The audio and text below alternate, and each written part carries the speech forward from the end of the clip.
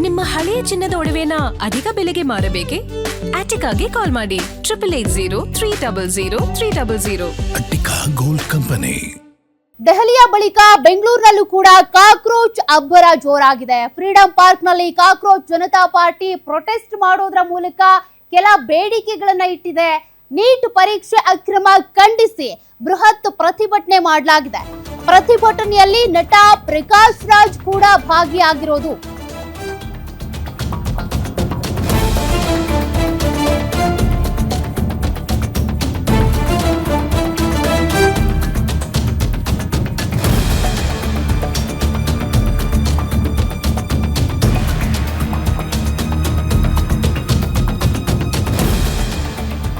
ಪ್ರಕಾಶ್ ರಾಜ್ ಅವರು ಕೂಡ ಕಾಕ್ರೋಚ್ ಜನತಾ ಪಾರ್ಟಿಯ ಪ್ರತಿಭಟನೆಯಲ್ಲಿ ಭಾಗಿಯಾಗಿದ್ದಾರೆ. ಧರ್ಮೇಂದ್ರ ಪ್ರಧಾನ್ ರಾಜೀನಾಮೆಗೆ ಆಗ್ರಹ ವ್ಯಕ್ತವಾಗಿದೆ.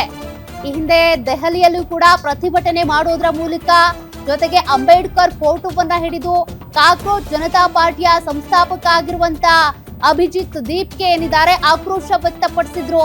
ಕೇಂದ್ರ ಸರ್ಕಾರ ಮಾಡ್ತಿರುವಂತ ಕೆಲವೊಂದು ಕೆಲಸಗಳ ವಿರುದ್ಧ, ಅದರಲ್ಲೂ ಕೂಡ ಈ ನೀಟ್ ಪರೀಕ್ಷೆ ರದ್ದಾಯ್ತಲ್ಲ, ಎಕ್ಸಾಮ್ನ ಪತ್ರಿಕೆ ಲೀಕ್ ಆಯ್ತು, ತದನಂತರ ಪರೀಕ್ಷೆ ರದ್ದಾಯ್ತು, ವಿದ್ಯಾರ್ಥಿಗಳು ಸಾವನ್ನಪ್ಪಿದ್ರು, ಇದೆಲ್ಲವನ್ನು ಕೂಡ ಖಂಡಿಸಿ ಪ್ರತಿಭಟಿಸಿದ್ರು. ಇತ್ತ ಬೆಂಗಳೂರಿನಲ್ಲೂ ಕೂಡ ಪ್ರತಿಭಟನೆಯ ಕಾವು ಹೆಚ್ಚಾಗಿದೆ. ಪ್ರತಿಭಟನೆಯಲ್ಲಿ ನಟ ಪ್ರಕಾಶ್ ರಾಜ್ ಅವರು ಭಾಗಿಯಾಗಿದ್ದಾರೆ.